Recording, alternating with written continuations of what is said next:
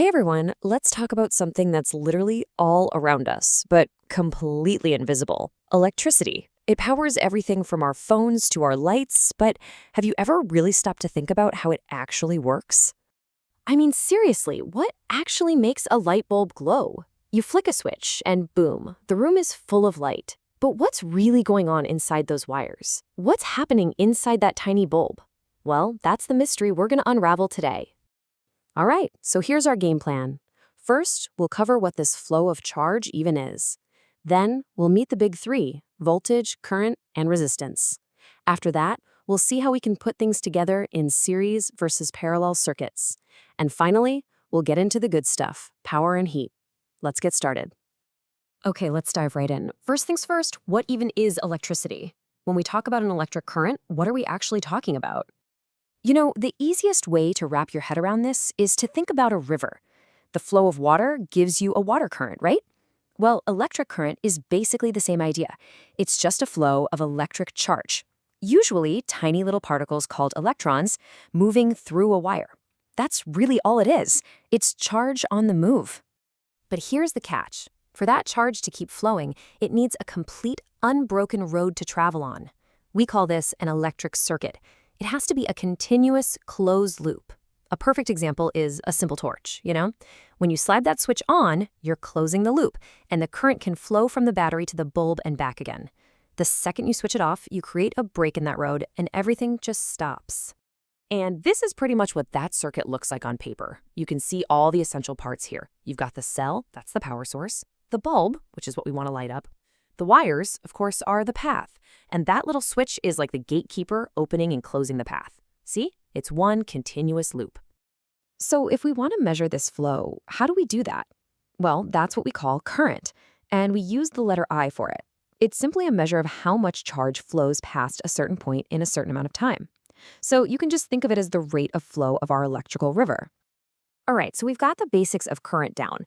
Now let's get into what actually controls it. Think of these next three things as the official rules of the road for electricity. So, a quick question for you. What makes the charge move in the first place? It's not just going to flow on its own, right? It needs a push. And that push has a fancy name, potential difference, but pretty much everyone just calls it voltage. The water analogy works perfectly here too. Imagine a pipe lying flat on the ground. The water's not going anywhere, but if you lift one end up, that difference in height creates pressure and the water starts to flow. Voltage is exactly that. It's the electrical pressure that gets everything moving. Okay, so we have the push, that's voltage, and we have the flow, that's current, but there's usually something getting in the way, something pushing back. And the relationship between all these things is summed up in probably the most famous equation in all of electricity: Ohm's law. It connects voltage, V, and current, I, with a third super important player we're about to meet: resistance, R. And there it is, resistance. Its job is literally what it sounds like: to resist the flow of charge. It's basically electrical friction. So materials like copper have super low resistance. They're like a wide open highway for electricity. We call those conductors. Then you have materials like rubber, which have a crazy high resistance. They're a total roadblock, and that's why they make great insulators. And check this out. This graph is basically a picture of Ohm's law in action. It plots the voltage against the current. See that perfectly straight line going through the middle? That shows us that as you increase the voltage, the push, the current, or the flow increases at the exact same rate. It's a beautiful, direct relationship, and it tells us that for lots of materials, the resistance is a constant value. Okay, enough theory, let's put this to work. Imagine you have a light bulb with a resistance of 1200 ohms. Now you plug it into a regular 220-volt socket, which is the standard here in India. How much current is flowing through that bulb? Well, we just use Ohm's law. Current is just voltage divided by resistance, so 220 divided by 1200 gives us about 0.18 amperes. Simple as that. So now we have our three main building blocks: voltage, current, and resistance. Let's look at the two main ways we can actually arrange them in a circuit. First up, we have a series circuit. This is where you connect everything one after the other in a single chain. You know those old decorative lights for Diwali or Christmas? The current has to go through the first bulb, then the second, then the third. There's only one path. And you know the big problem with those lights, right? If just one bulb burns out, the whole string goes dead. That's because the entire path is broken. So frustrating. Now, the much smarter alternative is a parallel circuit. Instead of one single chain, this is like a highway with multiple lanes. The current leaves the source and then splits up, choosing different branches to go down. The key thing here is that every branch gets the full voltage from the source. And interestingly, the more branches you add, the easier it is for the total current to flow, which actually lowers the overall resistance. This comparison makes it super clear why our homes are wired in parallel.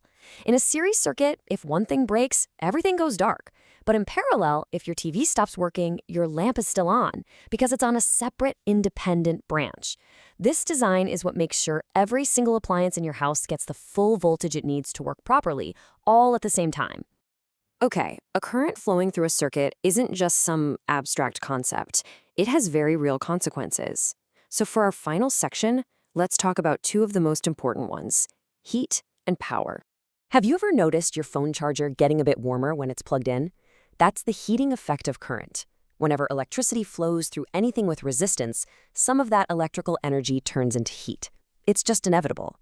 But sometimes that's exactly what we want. Think of electric toasters or water heaters. They are designed with high-resistance materials, specifically so they get really, really hot. And this heating isn't random. It follows a rule called Joule's law. It tells us that the amount of heat you get depends on three things. First, the square of the current. And this is a big one, because if you double the current, you get 4 times the heat. Second, the resistance of the material. And third, just how long the current flows for. This leads us right into the idea of electric power. You see the word watts on all your appliances, right? Well, power is simply the rate at which energy is used. So a 100-watt bulb is using energy much faster than a 10-watt bulb. And while power tells you how fast you're using energy, what you're actually charged for on your electricity bill is the total amount of energy you've used, which is the power multiplied by time. An electric iron is the perfect example. To get really hot and get rid of stubborn wrinkles, it pulls a massive 840 watts of power on its max setting. But for delicate clothes, it eases up and only uses 360 watts on its minimum setting.